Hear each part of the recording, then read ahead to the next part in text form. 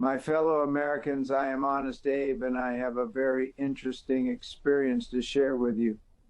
Having departed this earth unexpectedly in 1865, I have been given the ability to record people's dreams and nightmares. The experience that I'm about to relate involves Senator Adam Schiff and a very specific nightmare he had recently. Please stay tuned. I will now tell you of the experience that I recorded from Senator Adam Shifty Schiff's nightmare. The clock in Adam Schiff's Los Angeles bedroom read 3:17 a.m. when the first crack appeared in the wall. It was not a crack in plaster, but in the air itself, a jagged seam of red light that widened like a wound. Through it stepped a figure no taller than a child, dressed in a threadbare white robe that might once have been a baptismal gown. Its face was his own, as a 12-year-old, eyes wide with the earnestness he had worn on the house floor when he still believed in something. "Adam," the figure whispered, voice thin as parchment, "you still have time." Schiff sat up, heart hammering. He recognized the apparition, the last shard of conscience he had not yet sold for a soundbite. It had been shrinking for years, fed only on the crumbs of half-remembered ideals. "Time for what?" he croaked. "To confess. All of it, before the ledger closes." The room tilted. The floorboards peeled away like burnt paper, revealing a spiral staircase of black glass descending into heatless flame. The child conscience took his hand, cold, trembling, and pulled him downward. They emerged in a cavern lit by a single chandelier of human vertebrae. At its center sat Satan, not the horned caricature of pulpits, but a tired bureaucrat in a charcoal suit, sleeves rolled to the elbow, tie loosened. A yellow legal pad rested on his knee. He did not look up. Schiff, Adam, California 21st District, later Senate, files thick. Satan tapped the pad. "We can do this the easy way or the congressional way. Your choice." The child conscience squeezed Schiff's fingers. "Tell him," it pleaded. "Start with the dossier." Schiff's throat closed. He saw the cavern walls ripple into screens. The steel report, grainy and unverified, flashed across C-SPAN while he intoned grave concerns with the gravity of a priest. He remembered the late-night calls to producers, the careful omissions, the way he let the word treason hang in the air like incense. "I knew parts were junk," he heard himself say. The word scraped out raw, but the narrative was useful. "I told myself the ends are my department," Satan interrupted, scribbling. Adam Schiff, it is time to come clean. Make a professional video explaining your role in the infamous Steele dossier. Your infernal majesty, esteemed prince of darkness, architect of the grand deceptions that make mortal politics look like child's play, thank you for this opportunity to clarify my earthly endeavors. I stand before you not as a supplicant, but as a servant of a higher, lateral order, the unyielding pursuit of accountability in a world where truth is the first casualty of ambition. Today I address the matter of the Steele dossier, that tantalizing compendium of whispers and shadows, and my modest role in ushering it into the public square. Allow me to lay it out point by point, as if we were merely two old souls dissecting a particularly delicious scandal over brimstone brandy.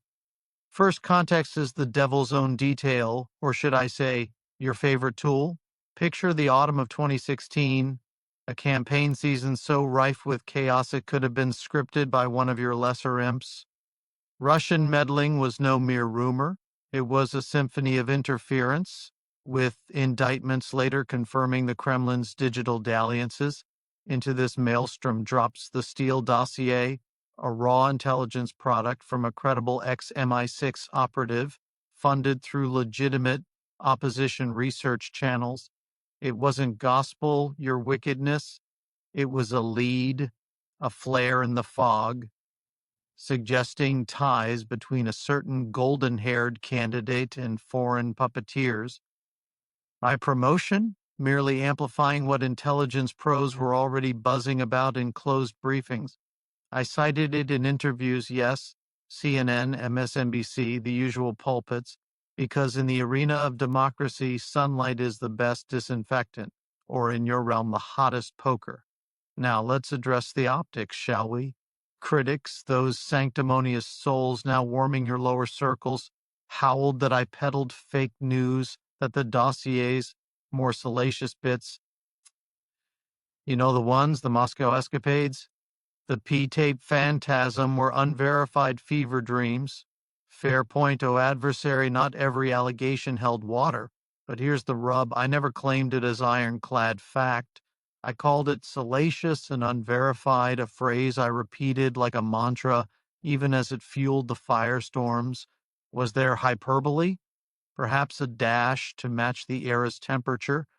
Trump himself tweeted about fake news while his own team whispered similar shadows. In the zero-sum game of Washington, where your influence runs deepest, hesitation is defeat. I chose offense, or prosecution, because the alternative was silence in the face of potential treason. And silence, my lord of lies, is the true sin against vigilance. Consider the fruits, if you'll indulge a prosecutor's flourish. The dossier sparked investigations that peeled back layers of obstruction, from Mueller's probe to the impeachments that followed. It didn't hoax anyone, it was a catalyst, a thorn in the side of complacency. Sure, BuzzFeed's full dump in January 2017 was premature, like a soul arriving here before its time. But I was the herald, not the hangman. If it's so division, well, that's the soil you till so masterfully, pitting brother against brother, fact against fury. My promotion? A tactical feint in the eternal war for narrative control where the righteous, that's me, must wield the sword of scrutiny against the profane. In sum, your satanic excellency, I promoted the Steele dossier not out of malice or mendacity, but out of duty, a fierce, unblinking duty to expose what lurks in the dark. If that damns me to your eternal archives, so be it. Better a zealous guardian in the inferno than a mute witness on the mountaintop. I yield the floor. How does the prosecution, you respond? Adam, I'm calling bullshit. You do not get it. Whether you come before God or you come before me for judgment, you only have that one time to tell the truth. You are a worm. You will spend eternity being a corpse-eating worm of your democratic so-called colleagues. You and your young self, be gone. Vamos, you worm.